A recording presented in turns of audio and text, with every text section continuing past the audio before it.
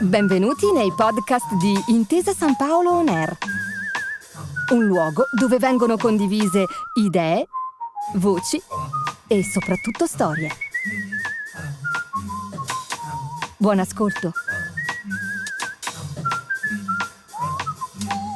In questi episodi di Scenari 2021, la serie podcast realizzata dall'Inchiesta per Intesa San Paolo, proveremo ad anticipare le tendenze e cogliere i cambiamenti che porterà il nuovo anno.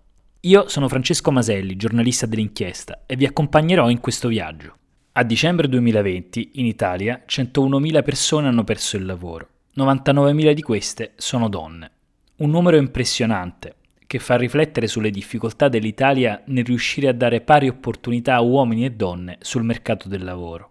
Come scrive Amy Bernstein, giornalista del New York Times, nel suo contributo per l'inchiesta Forecast, questa difficoltà si riscontra anche in altri paesi, perché il rapporto tra donne e lavoro è molto diverso rispetto a quello che hanno gli uomini. Bernstein spiega che la pandemia ha contribuito ad acuire questa differenza, notando che durante il lockdown le donne che lavorano hanno dovuto svolgere mansioni doppie e triple. Quando le donne devono destreggiarsi tra la loro giornata di lavoro in azienda e una quota sproporzionata di lavori domestici e di impegno nell'accudimento della famiglia, la situazione diventa presto difficile. È una cosa che forse avrete già sentito, visto che questa storia viene raccontata da moltissimi studi.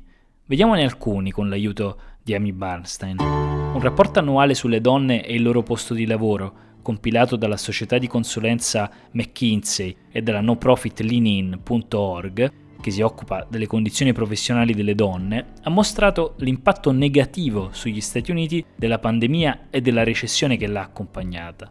La probabilità di aver perso il proprio posto di lavoro è più alta per le donne, e in particolare per le donne di colore. Come vedete, quello che è accaduto in Italia lo scorso dicembre non è un caso isolato. E per quanto riguarda le donne che un'occupazione ce l'hanno ancora, le strutture che prima rendevano possibile lavorare e nello stesso tempo prendersi cura della famiglia si sono sgretolate.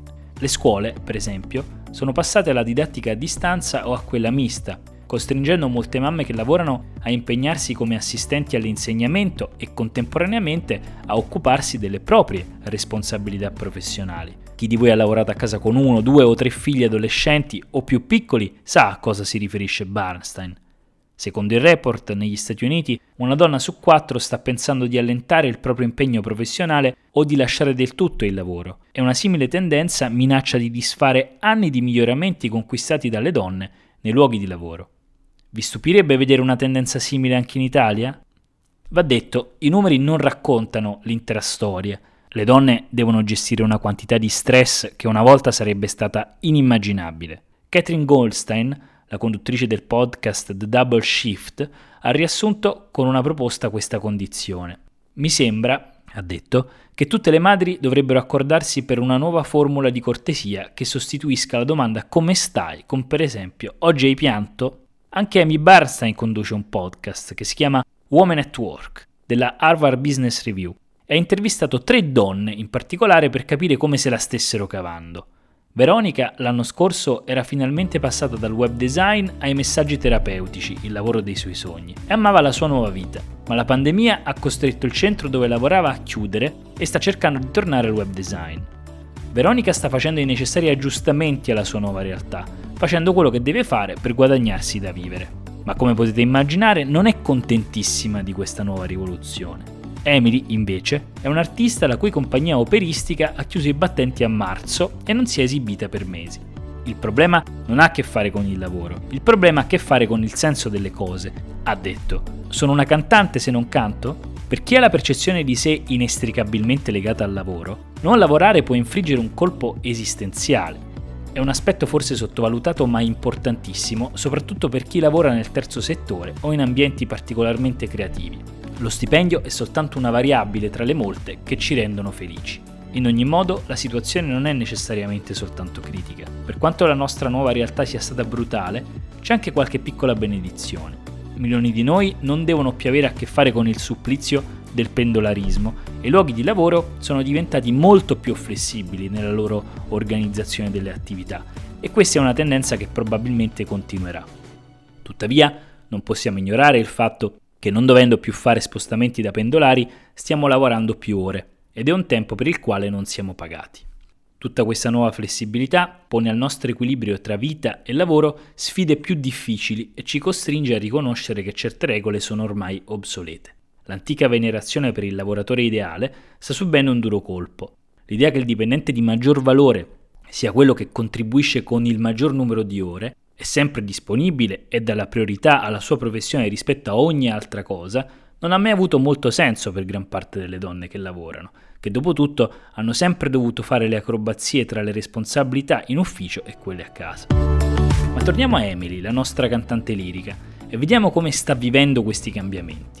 Io non so quando mi esibirò di nuovo, ha detto, penso di dover soltanto ricordare a me stessa che non sono un essere umano determinato dal suo lavoro, non posso essere definita soltanto da quello. Tenuta lontano dalla vocazione che ha seguito per 15 anni, sta quindi vedendo se stessa sotto una nuova luce. Questi pochi mesi hanno senz'altro costretto molte donne a misurarsi con nuove prospettive. Lisa, che è un'imprenditrice nel settore dell'assistenza sanitaria ed è stata la terza ospite del podcast di Bernstein, ha detto che quando il Covid ha colpito si è fermato tutto e questo le ha consentito di uscire dalla routine e per quanto possa essere stato difficile, per lei personalmente è stato un bene. Naturalmente non stiamo descrivendo una situazione che ha unicamente lati positivi, lo sappiamo, questo ultimo anno è stato spietato e lo è stato per tutti. Però le donne in particolare dovranno recuperare molto terreno in termini di carriera e retribuzione e potrebbero non riuscire a farlo completamente. Una lezione che dovremmo tutti imparare dalle crisi del 2020 è che per le donne è arrivato il momento in cui calibrare le loro aspettative sulle loro aspirazioni e non su qualche modello antiquato imposto dall'esterno. D'altro canto, i datori di lavoro dovranno rispettare questo cambiamento. Il 2020, per concludere, è stato un anno difficile per tutti. Per le donne ha significato molte cose, alcuni problemi si sono acuiti, le perdite di posti di lavoro sono state molte, la fatica a tratti insopportabile. Ma come tutte le crisi, la pandemia e il 2021 possono offrire delle occasioni per mettere definitivamente in soffitta alcune pessime abitudini e rendere durature importanti conquiste sulla flessibilità del proprio lavoro. Non stiamo tornando alla normalità, insomma, dice Amy Bernstein, e forse questa è una buona cosa. Grazie per aver ascoltato i podcast di Intesa San Paolo On Air.